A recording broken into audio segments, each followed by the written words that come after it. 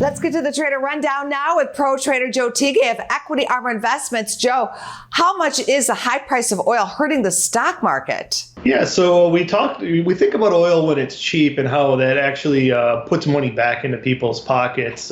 It's almost like a tax cut when you see oil prices going down because everyone uses gas. It's a monthly expense. We have to fill up our tank. And of course, the reverse is true. When oil gets very expensive, it's kind of like raising taxes. So it's taking money out of people's pockets. It's giving them less discretionary income. And we've seen a big oil shock recently. Of course, oil prices were starting to go higher at the end of last year, and then it had a big increase, of course, when the war started in Ukraine. So we're seeing a huge oil shock, and the longer that stays elevated, the harder that is for the consumer. If you go back in history, you see some of these oil shocks, they have led to some really dramatic economic slowdowns. You go back to 73, that led to a recession, 91 recession, 2001 recession, and of course, here we are now. So the economy is still hot right now, but the Fed's trying to cool it off. There's high oil prices out there, so I expect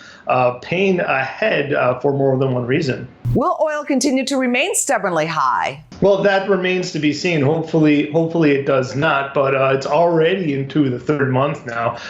In previous times we've seen oil spike. 2008 we had a big spike in oil. It came back really quickly as the economy cooled off. Right now we're still over 100. Still have really elevated gas prices around the country, and there's no sign that I can see it coming down. I think the only thing that would slow it down would be the economy cooling off. A strong economy does pump up oil prices because there is demand. Thank you, Joe. Thanks for having me.